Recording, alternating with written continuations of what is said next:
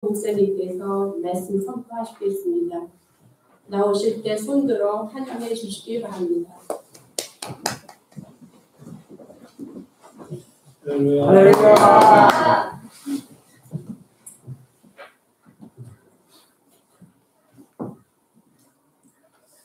남녀 성교회 헌신 예배라고 제가 들었는데요.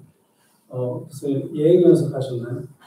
순서가 너무 부드럽고 사회 보시는 거 잘하시고 앞에서 인도하실 때 누가 이렇게 목사님이 이끌어주지 않아도 이렇게 손발에 착착 맞아서 잘 하시는 모습을 보니까 우리 남성교회, 여성교회 그런데 정말 멋지구나, 대단하시구나 하는 생각을 한번 하게 됩니다. 아직도 저는 이제 군목이라는 말이 너무 어색하고요. 조금 전에 센터이프 선교교회 선교 목사가 나오면 그 말이 너무 어색해요. 한편으로 어색하고 너무 아쉬워요. 그런 마음 속에서는 너무 크게 되거든요. 저는 내일 이제 이사를 하게 되고요. 이사를 하게 되면 이삿짐은 먼저 내일 보내고 내일 모레 새벽같이 가족들과 함께 차를 가지고 서쪽 끝에서 저 동쪽 끝까지 이제 운전을 해서 가게 되는데 한 열흘 정도 이제 잡고 가려고 합니다. 제가 첫 사역할 곳에 도착하게 되는데요. 지역은 스테이트는 뉴욕인데요. 뉴욕 시티가 아니라 동떨어진 한국말로 하면 깡시골, 정말 깡시골 제일 가까운 코스코가 95마일 정도 떨어져 있어요. 그런데 이제 가서 거기서 이제 한 3년 정도 있을 것 같습니다. 목사님께 너무 감사하고요. 제가 유학 와서 지금까지 한 12년 정도 된 것 같아요. 유학 와서 처음으로 북한주 지역에 목사님을 알게 된 게 임태규 목사님이 첫 목사님이셨고 마지막 제가 떠날 때에 불러주셔서 귀하게 말씀을 할 수 있는 기회 주신 것도 목사님이시고 참 감사드리고 이제 훈련 이제 3개월 끝나고 지난 목요일 밤에 돌아왔는데요. 1월 19일 날 여기서 떠났는데 그 전에 한 2달 정도는 매일 울고 다녔어요. 뭐가 그렇게 아쉬운지 모르겠어요. 너무 아쉽고 마음이 아프고 이 사랑하는 사람들이랑 헤어지는 게 받아들여지지가 않죠. 그때 되게 많이 슬퍼서 그때 다 슬픈 줄 알았거든요. 훈련 받을 때 정신이 없어가지고 힘이 육체적인 되고 정신도 힘이 되니까 정신이 없어서 몰랐다가 돌아오기 한 일주일 전 되니까 겁이 나더라고요. 예전에는 돌아갈 집이 샌프란시스코였는데 이제 돌아가면 곧바로 내가 전혀 한 번도 가보지 않은 길을 가야 되는구나 라는 생각을 하니까 어떡하지? 여기 와서도 지금 이제 교인들이 막 만나자고 하고 그러는데 얼굴을 볼 때마다 너무 슬퍼가지고 어떻게 이 감정을 주체 못하겠어요. 오늘 좀 목사님 좀 뵀는데 그냥 막 슬퍼요. 목사님 자주 뵐 거거든요. 거의 이제 1년에 한 번씩은 뵐 건데 그래도 그냥 떨어진다는 생각이 되게 슬픈 것 같아요. 주책이네요. 아무튼 감사드린다는 말씀을 드리려고 했고요. 오늘 남녀 선교회 헌신 예배인데 그 기도하실 때 장로님께서 오늘은 즐거운 날입니다. 남녀 선교회가 헌신 예배를 드리는 날입니다. 라고 하는데 그 말이 좀 너무 좋더라고요. 사람들이 헌신은 힘든 거라고 생각을 하잖아요. 뭔가 대단한 결심을 해야 되는 거라고 생각을 하고 헌신은 정말 즐거운 일인 것 같아요. 즐거운 일로 알고 헌신할 때 내 신앙에도 의미가 있고 교회에도 의미가 있고 무엇보다 하나님께 큰 영광이 될 줄 믿습니다. 언젠가 제가 이 테드라는 강연을 본 적이 있는데요. 그 테드 강연에 베프라는 사람이 나와서 강연을 하는 것을 봤어요. 그분은 응급처치를 하는 사람이었어요. 사고가 발생하면 달려가서 응급처치를 해주는 사람이죠. 그러다 보니까 사고 현장에서 죽는 사람들을 이제 많이 보게 되었을 거 아니에요. 그리고 죽어가는 과정을 같이 옆에서 붙들고 있는 거예요. 여러 사람을 그렇게 이렇게 떠나보내면서 죽어가는 사람들에게 세 가지 공통점이 있다는 것을 저희가 알게 됐죠. 첫 번째 공통점은 뭐냐면 용서받기를 원했대요. 내가 삶 가운데 혹시 누구한테라도 잘못한 것이 있는 거지. 혹시 하나님께 나의 신에게 내가 잘못한 것이 있다면 용서받았으면 좋겠다는 고백들을 누구나 다 하고요. 두 번째는 기억되고 싶어 했대요. 내가 어떤 사람인지 좀 누군가 기억해주는 사람이 있었으면 좋겠다. 이런 고백들을 했다고 그러고요. 마지막으로는 누구나 이런 걸 다 묻더래요. 내가 지금 무엇을 하는 사람이고 지금 어디 가다가 교통사고를 당해서 누워 있는데 내가 지금까지 이렇게 살아왔는데 내 삶이 의미 있었나요? 이걸 묻더래요. 누구나 내가 이렇게 누구에게는 뭐 자녀에게는 이런 사람이었고 직장에서 이런 사람이었는데 그럼 내 삶이 정말 의미 있었나요? 이런 걸 묻더랍니다. 이 삶의 마지막 순간에 이런 걸 생각하는 거죠. 내 삶이 과연 내가 이 땅에 온 목적대로 잘 쓰임 받은 것이 맞는가? 여러분은 이 땅에 온 삶의 목적대로 잘 살고 계신가요? 우리 그리스도인들에게는 삶의 목적대로 산다는 것은 하나님의 뜻대로 산다는 것이잖아요. 그래서 우리 그리스도인들은 이것을 부르심이라고 말을 하죠. 소명, 콜링 이렇게 이제 이야기를 합니다. 여러분들에게는 하나님의 특별한 부르심이 다 있을 거예요. 특별한 부르심이 있기 때문에 하나님께서 여러분을 구원하신 거예요. 저는 가끔 이거 생각해 보거든요. 하나님은 과연 나를 왜 구원하셨을까? 여러 가지를 한번 생각해 보는데 결론은 이거예요. 모르겠다.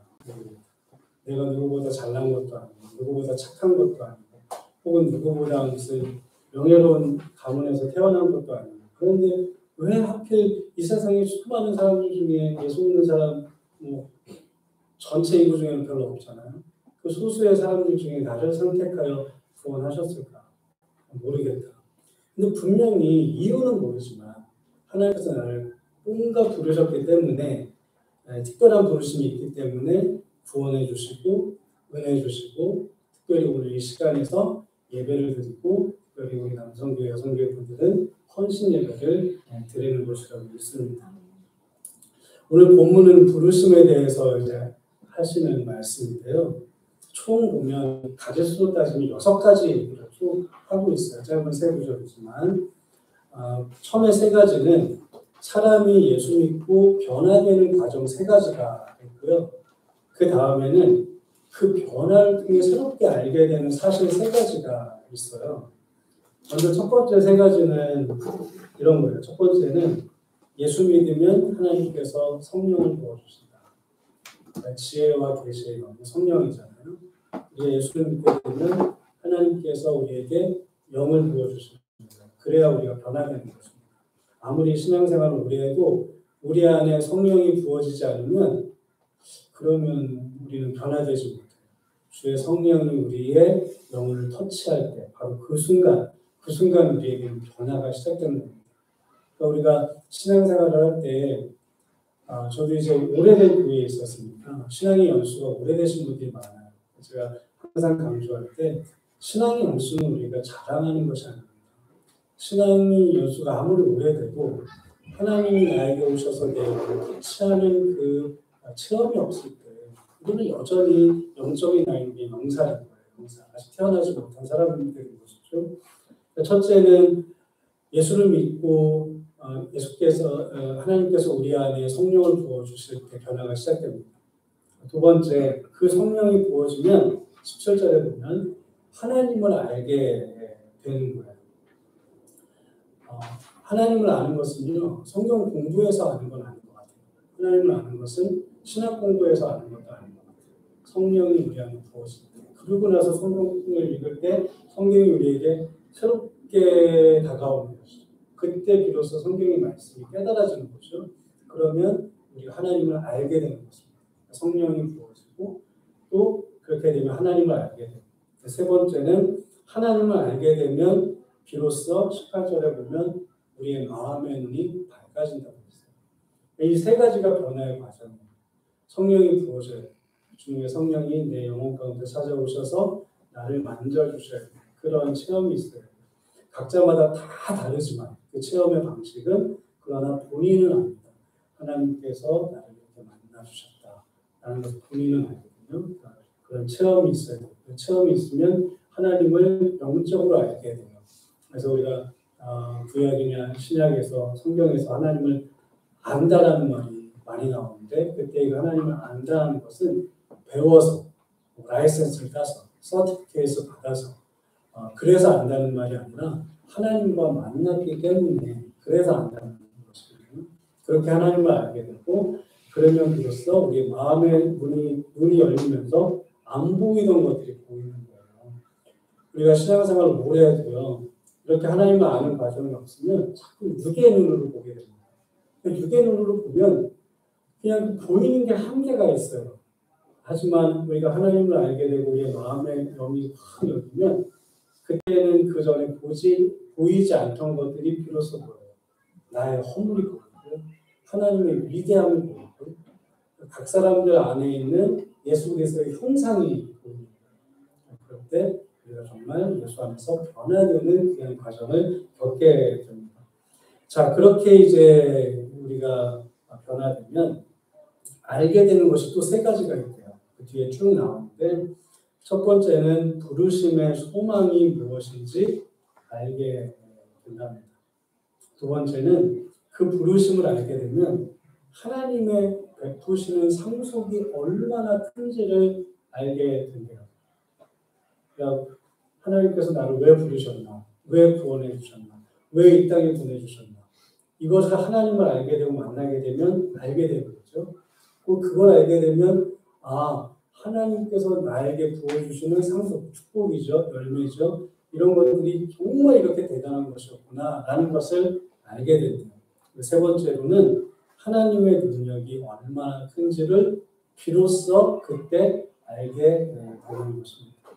그러니까 이 전체 6가지 말씀 중에 핵심은 부르심이거든요. 부르심에 대한 설명을 하기 위해서 우리가 예수를 믿으면 이렇게 변화됩니다. 이렇게 변화되면 비로소 그때 우리는 부르심을 알게 됩니다. 부르심을 알아야 하나님의 주시는 축복이 얼마나 큰지를 알게 되고 하나님의 능력이 그때 비로소 보이게 됩니다. 이렇게 지금 바울이 설명을 하면서 당신들도 에베소 교인들 당신들도 그렇게 되기를 원합니다. 라고 기도를 하는 겁니다.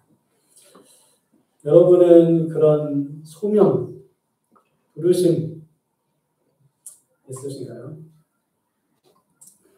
저는 만으로 14년 하고 딱 반, 센터니크 성결교회에서 담임 목사로 사역을 했는데 저는 뭐 자랑할 건 아무것도 없어요. 잘하는 것도 없고 능력도 없고 다 그런데 제가 스스로 좀 대견해하는 게 있어요. 저는 14년 반 동안 성도님이랑 단 한 번도 다툰 적이 없어요. 장로님들이랑 뭐 때문에 언성을 높여본 적이 없어요. 그 두 가지가 맞았던 것 같아요. 장로님들이 또 성도들이 저를 너무 잘 섬겨주셨어요. 부족하지 않도록. 목회자는 말씀만 보고 기도만 할 수 있게 물심양면으로 잘 지원해 주셨어요. 그리고 저도 당당히 얘기했어요. 목회자가 목회를 집중하려면 교회에서는 이렇게 해주셔야 됩니다. 그리고 그걸 잘 이해해 주셨어요. 그게 한 가지가 참 저도 이제 장로님들이나 성도님들을 제가 이렇게 뭔가 저의 뜻과 저의 생각으로 앞에서 이끌려고 하지 않았어요. 목회는 같이 그냥 가는 거다. 이렇게 생각을 했어요. 성도님들 준비가 안 됐으면 그거는 나도 그냥 그 상태에서 가는 거고 같이 간다고 생각했기 때문에 그랬어요. 그게 좋았어요. 그래서 다른 분들 제가 워낙 너무 젊을 때 그래도 이 지방에서도 그렇고 전통이 있는 교회에 가니까 제가 미국 내에도 34세 있거든요. 그러니까 많은 분들이 되게 많이 물어보시는 게 있었어요. 언제 딴 데 갈 거야? 이런 거 있잖아요. 언제 더 큰 교회 갈 거야? 이런 것들을 굉장히 많이 물어보셨는데 그때마다 한결같이 대답했어요. 저는 그런 생각을 안 해요. 저는 여기가 너무 좋아요. 샌프란시스코도 너무 좋고 교회도 좋고 지금 너무 그냥 이게 좋아요. 그랬거든요. 그냥 좋게 살았는데 이게 뭔가 좋으니까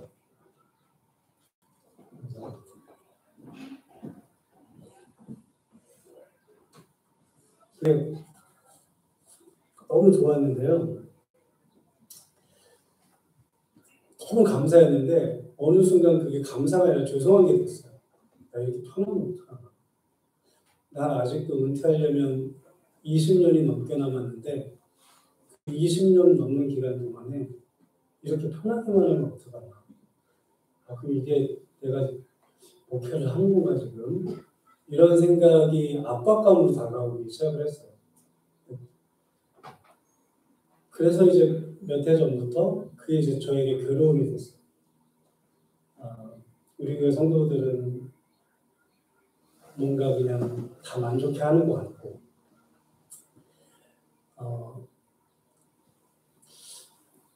그러니까 저는 그냥 이렇게 가만히 있어도 누구 하나 뭐라 그러는 사람 없고, 그냥 다 좋게 봐주시는 것 같고, 문제 없고, 아무 문제 없고, 삶은 편하고, 이렇게 계속 살아가는 게 어느 날부터 즐거움이 아니라 괴로움이 되었어요. 내가 그래도 하나님이 나를 목사로 부르셨는데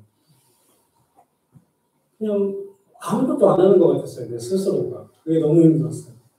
그러다가 친구를 통해서 군대 사역에 대한 이야기를 듣게 됐어요.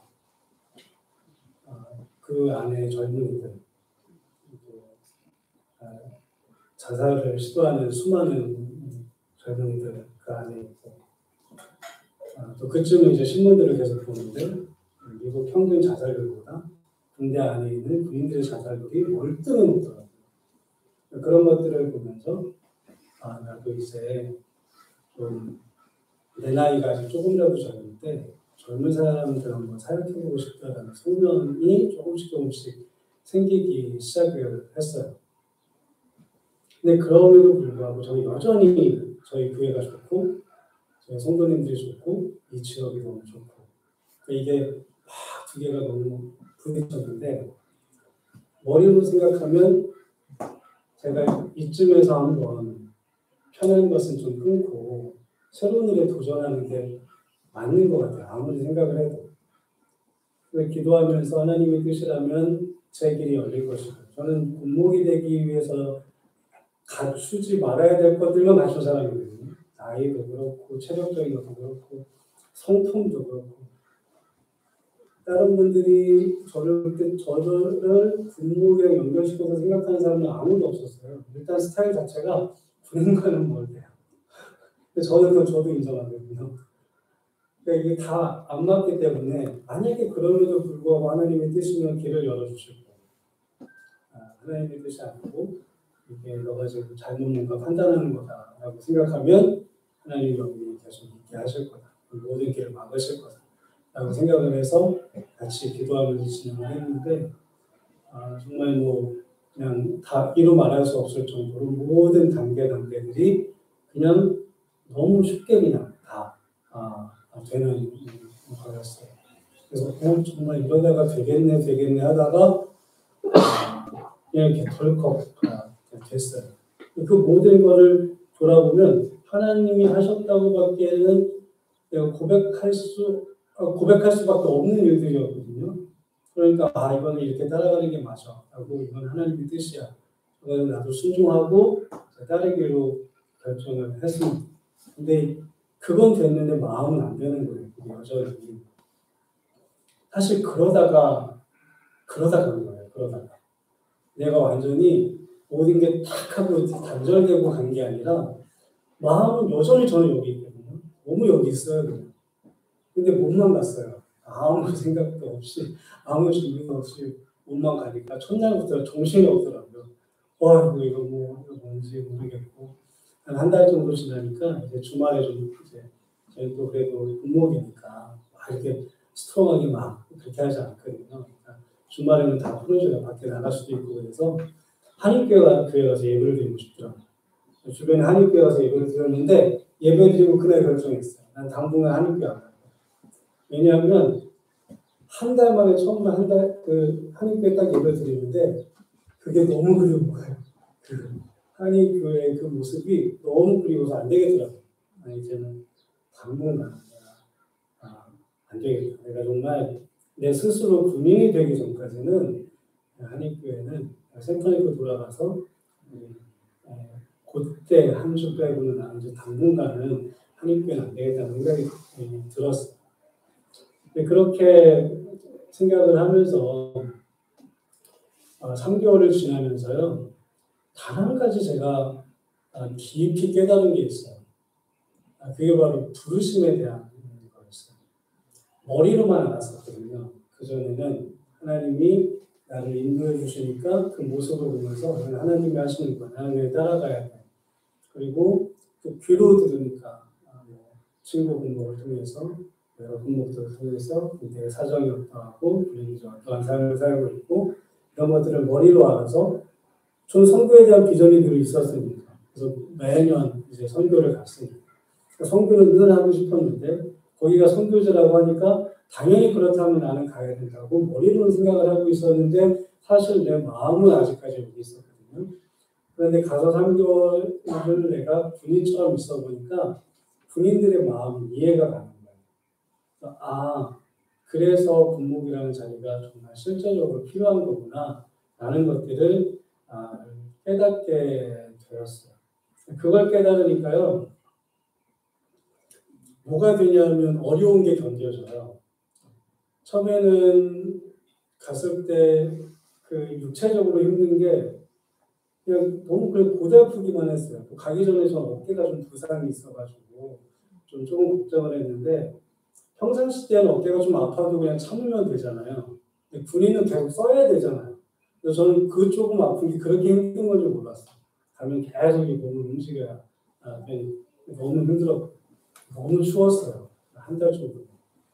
그리고 정신적으로 너무 힘들었어요.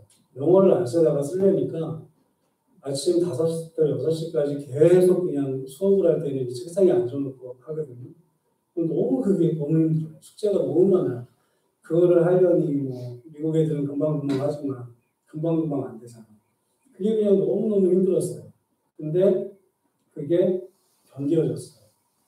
이거를 해야 저들의 마음을 이해하고 이거를 해야 내가 진짜 그냥 밖에 외부인으로서 그들을 케어하는 것이 아니라 나도 군인으로서 그들을 케어할 수 있겠다는 생각이 들더라고요. 그리고 그러면서 정말 제일 어려웠던 저희 그 이전의 담임 목사라는 정서가 끊어지기 시작을 했어요. 지금도 사실은 마음속으로는 안 끊어졌거든요, 아직도. 근데 이제는 그게 끊어야 된다는 것을 너무 제가 잘 이해하게 됐어요. 그걸 끊고 나는 완전히 이제는 이쪽으로 들어줘서 가야 된다. 여기에 내가 할 일이 분명히 있다라는 그런 부르심에 대한 생각들을, 묵상들을 깊이 하게 되는 좋은 기회가 되었습니다. 부르심의 소명이 분명하면 여러분 어떤 역경도 헤쳐나갈 수 있을 거라고 믿습니다. 저는 지금 마음으로는 굉장히 두려워요. 어떤 삶이 기다리고 있을까? 지금까지 훈련소에서의 삶이었고요. 이제 가면 진짜 군목으로서의 살아야 되는데 저는 가면 첫날부터 뭘 해야 될지 아주 깜깜해요. 가면 대대장을 만나면 무슨 말을 해야 되나? 그리고 이렇게 연대 채플린을 만나면 제 상사들인데 만나면 무슨 말을 해야 되나? 사병들을 만나면 내가 어떻게 처음에 해야 되나? 이거를 ABC들을 전혀 모르니까 두려운 게 많아요. 그런데 이 두려움이 있는데 이게 그래서 가기 싫다가 아니라 이게 그냥 받아들여져요. 이런 두려움이 받아들여지고 가서 하나님께서 주신 소명을 그러한 과정 가운데서 내가 해야 되는구나라는 것들이 그냥 저도 모르게 받아들여지더라고요. 오늘은 이제 남녀 성교회 헌신 예배인데 여러분들에게도 부르심의 소명이 분명이나 부르심의 뜻대로 살아갈 수 있게 됩니다. 부르심이 분명이야. 먼저는 우리의 개인적인 신앙이 너무너무 유익해요. 부르심이 분명해야 신앙생활이 즐거울 수 있어요. 우리가 신앙생활하면 1년 12달 즐겁기만 하는 게 아니잖아요. 어떻게 보면 즐거운 날보다 안 즐거운 날이 더 많고요. 성도들이 뭐 30명이면 30명, 50명이면 50명 다 사이 좋을 때보다 한 명이라도 뭔가 싸우고 얼굴 붉히고 뭔가 그것 때문에 그런 날이 어떻게 보면 1년 12달 보면 더 많기도 하잖아요. 그렇게 역경이 있어도 힘들어도 내 사업이 잘 안 돼도 부르심이 있으면 그 부르심 때문에 내가 신앙을 유지할 수 있는 거예요. 이것 때문에 내가 아무리 내 삶이 힘들어도 그 외에 누구 하나 좀 보기 불편한 사람이 있어도 그래도 나에게는 이 부르심이 있기 때문에 오늘도 교회 가고 오늘도 그 자리에서 무릎을 꿇고 오늘도 하나님께 기도를 하고 하나님만 섬긴다. 이게 될 수 있는 것입니다. 여러분 교회에 아무 문제가 없다고 내 신앙의 문제가 안 생기는 게 아니에요. 제가 정말 경험했어요. 우리 교회는 아무 문제 없는데 제 신앙에는 정말 좀 이렇게 좀 뭔가 아파가는 걸 좀 느꼈어요. 반대로요. 교회가 시끄럽다고 내 신앙에 문제가 생기는 게 아니에요. 교회가 시끄러우면 거기 있는 성도들은 막 마음이 피폐할 것 같고 그러잖아요. 그런데 그렇지 않은 몇 명이 있어요.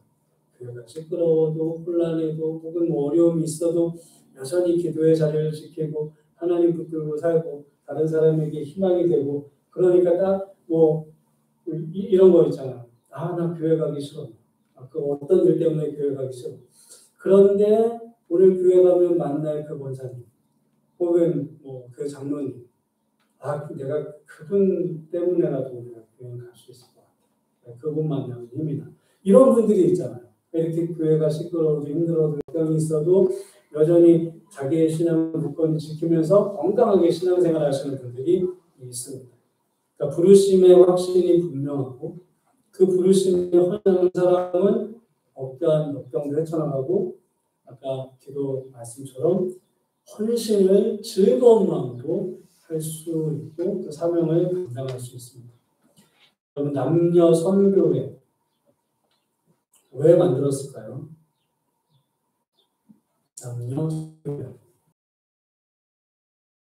남녀 선교회니까. 근데 원래 예전에 그게 원래 뜻에는 더 맞는 것 같아요. 그러니까 나중은 전도를 더 넓은 의미로 선교자를 예전에는 다 그냥 남전도회, 여전도회 이렇게 불렀고요. 그게 더 거슬러 올라가면 한국에서는 전도부인회 이런 것들이 있었어요. 전도하라고 뭔가 교회에서 조직들이 이렇게 갖춰지기 시작한 게 전도회, 선교회의 유래가 되는 거죠. 그러니까 남녀 선교회 본문, 그러니까 교회의 선교 잘해라, 그 일 잘하라고 있는 거예요.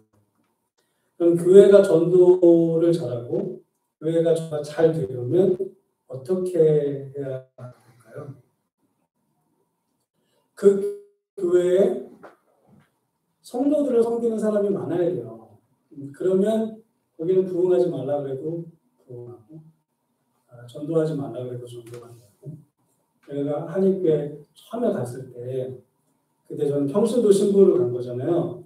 근데 되게 재미있어요. 제 느낌이 목사 입장에서 교회에 있을 때와 성도 입장으로 교회 갔을 때가 완전 다르더라고요. 딱 갔는데 반갑게 맞이하는 사람이 없어요. 근데 저는 제가 목사일 때는 어떻게 생각했냐면요. 누가 새로 왔는데 어디서 오셨어요? 뭐 오늘 처음이세요? 자꾸 물어보면 부담 가질 거라고 생각했어요. 그러니까 목사 신분일 때는 제가 뭐 휴가 받아서 어디 가도 좀 그랬거든요. 좀 부담스러울 것 같고 그런 시각으로 보였거든요. 성도 입장으로 갔는데 누구 하나 반가워해주지 않으니까 무슨 생각이 버뜩 드냐면 내가 만약에 평신도였다면 난 다음 주부터 여기 안 와. 이런 생각이 들더라고요. 그 교회가 콜롬비아에서 제일 큰 한인교회였거든요. 성도들도 안에 많았는데 그러니까 그런 게 있어요. 그러니까 전도가 잘 되려면 성도들이 따뜻해야 돼요. 그 교회 성도들이. 뭔가 반갑게 맞이해주는 사람들이 있어요.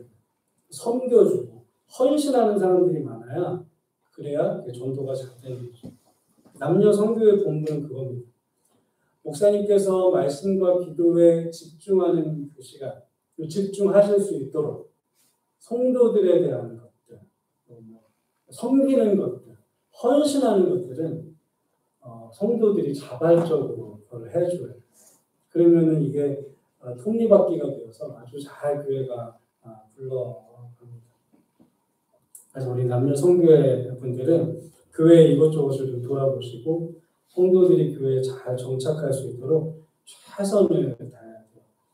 요즘에는 전도하기 정말 힘들잖아요. 코로나 때문에 더 힘들잖아요. 그래도요, 1년 되면 몇 명은 오지 않겠어요? 내가 전도를 안 해도 몇 명은 뭔가 어쨌든 찾아오잖아요. 그런 성도님들이라도 따뜻하게 맞아주고 잘 섬겨주고 또 우리 같은 교회 안에서 신앙생활하는 분들 중에 어떤 분은 지금 현재 뜨거우신 분이 있고요. 어떤 분은 예전에는 좀 뜨거웠는데 지금 어떤 일 때문에 다운되신 분이 있어요. 그럴 때는 뜨거운 분들이 정말 잘 섬겨드려야 돼요. 잘 보살펴드려야 돼요. 나는 집사라고 하는 권사니까 나는 언제나 섬김만 받아야 돼요. 이게 아니라 교회에서 신앙생활을 10년, 20년 하다 보면 아무리 장로라고 하더라도 힘들 때가 있어요. 영적으로 막 이게 피폐될 때가 있어요.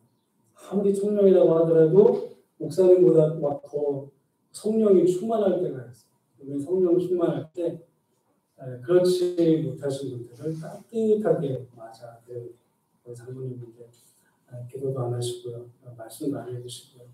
모임도 안 나오세요. 이렇게 정죄하지 마시고 따뜻하게 섬겨드리고 따뜻하게 헌신해드리고 그러면 그런 것들 통해서 회복이 일어나고요. 그 교회가 분위기가 정말 좋아지고요. 따뜻해지고 그러면 찾아오는 성도들이 그걸 느껴요. 이 교회가 따뜻한 교회인지 차가운 교회인지를 느끼고요. 따뜻한 교회라고 느끼면 여기 한두 번이라도 더 와보고 싶다. 여기서 예배드리고 싶다. 이런 마음이 들게 됩니다. 여러분이 부르심에 때때로 헌신할 때 오늘 본문에서 말씀한 내용들이 우리 동산교회에 임할 줄 믿습니다. 우리 개인적으로 부르심을 확인하면 여러분에게 준비된 하나님의 상속, 축복이 얼마나 큰지 알게 될 거예요. 부르심을 알 때 그걸 알 수 있어요. 그리고 하나님이 내 삶에 이렇게